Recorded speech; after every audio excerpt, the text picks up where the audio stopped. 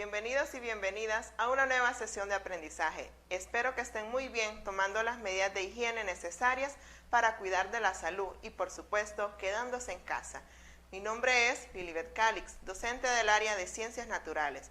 En esta ocasión aprovecharé para compartir y explicarles acerca de las estructuras de la célula.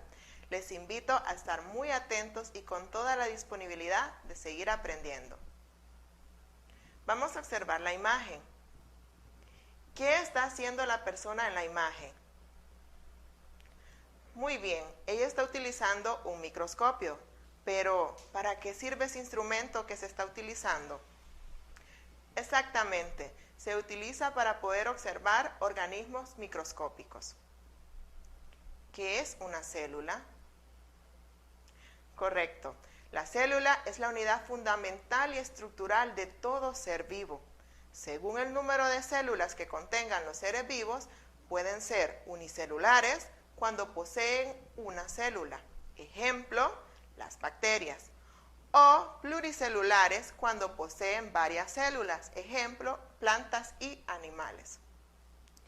El objetivo el día de hoy será identificar los organelos en el modelo de una célula, describirlos e indicar la función principal de cada uno. Aunque ningún tipo de célula es exactamente igual a todas las demás, las células sí que tienen las mismas partes básicas y hay ciertas funciones comunes en todas ellas. Aquí se va a hablar de la célula tipo, que muestra estas características típicas. En general, todas las células tienen tres regiones principales o partes: un núcleo, el citoplasma y una membrana plasmática.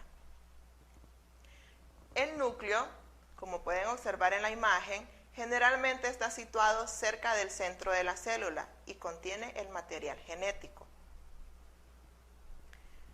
Observando siempre la imagen, el citoplasma es un semilíquido que a su vez está rodeado por una membrana plasmática que forma el límite exterior de la célula. Todas las células del cuerpo están constantemente bañadas por una solución salina, diluida, algo muy parecido al agua del mar, llamado líquido intersticial, que es derivado de la sangre. Todos los intercambios entre célula y sangre se realizan a través de este líquido. La membrana plasmática sirve como una barrera frágil y transparente que contiene los elementos de la célula y los separa del entorno circundante. Podemos observar en la imagen, esa es la membrana. Las células pueden tener formas muy diferentes. Algunas parecen discos, como los glóbulos rojos. Otras tienen extensiones muy delgadas, como las células del sistema nervioso.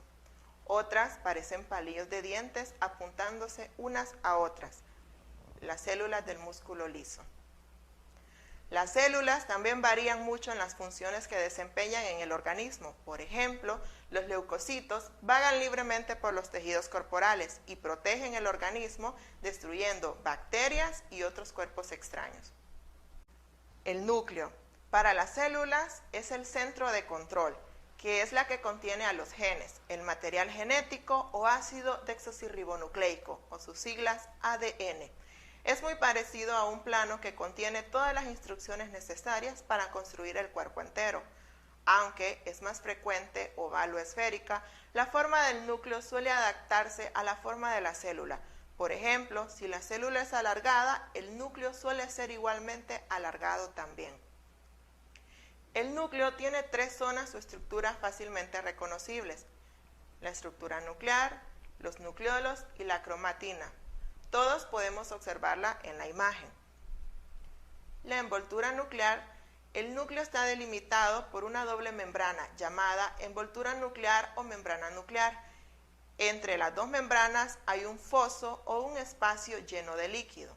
La envoltura nuclear es selectivamente permeable, pero las sustancias pasan a través de ella de una forma mucho más libre que por otra parte, gracias a sus poros relativamente grandes. La membrana nuclear encierra un líquido gelatinoso llamado nucleoplasma. Es el que se encuentra suspendido otros elementos nucleares. Nucleolo. El núcleo contiene uno o más cuerpos redondeados pequeños y de color oscuro, llamados nucleolos.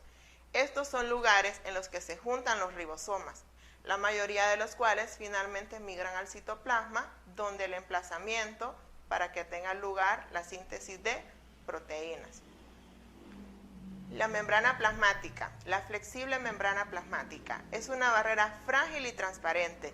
Tiene la importante misión de facilitar el transporte de elementos entre la célula y su entorno, permitiendo el paso de selectivo de algunos tipos de moléculas e impidiendo el paso de otros. Podemos observar la imagen de la membrana plasmática. Está compuesta principalmente por fosfolípidos, proteínas y glúcidos. El citoplasma es un material celular que se encuentra fuera del núcleo y en el interior de la membrana plasmática. Se trata del lugar donde se realiza la mayor parte de las actividades de la célula, por lo que se podría pensar que el citoplasma es el polígono industrial de la célula. Podemos observar en la imagen el citoplasma. Las mitocondrias, observando la imagen, son los organelos encargados de sintetizar moléculas de ATP mediante un proceso llamado respiración celular. Podemos observar los ribosomas. Los ribosomas son cuerpos muy pequeños, oscuros y con dos lóbulos formados por proteínas y por una variedad de ARN, ácido ribonucleico. Los ribosomas son los lugares de la célula donde se sintetizan las proteínas. Retículo endoplasmático es un sistema de cisternas, túbulos o canales rellenos de líquidos que se enrollan y retuercen a través del citoplasma. Suponen aproximadamente la mitad de la membrana celular. Funcionan como un minisistema circulatorio de la célula porque proporcionan una red de canales para el transporte de sustancias, especialmente proteínas, de una parte de la célula a otra. Hay dos tipos de retículo endoplasmático, el retículo endoplasmático rugoso y el retículo endoplasmático liso. Podemos observar en la imagen y diferenciar el retículo endoplasmático liso del retículo endoplasmático rugoso por la cantidad de ribosomas que contiene. El retículo endoplasmático rugoso se llama así porque está jalonado de ribosomas, ya que casi todos los materiales de construcción de la membrana celular se forman en él o sobre él. El retículo endoplasmático rugoso puede ser considerado como la fábrica de la membrana celular. Las proteínas fabricadas en sus ribosomas pasan por los túbulos de retículo endoplasmático rugoso, donde se pliegan en sus formas tridimensionales y son enviadas a continuación a otras áreas de la célula en las vesículas de transporte. El retículo endoplasmático liso se comunica con el rugoso, no juega ningún papel en la síntesis de proteína. Por el contrario, tiene partes en el metabolismo de los lípidos, en el colesterol, síntesis de grasa y su rotura, y en la desintoxicación de medicinas y pesticidas.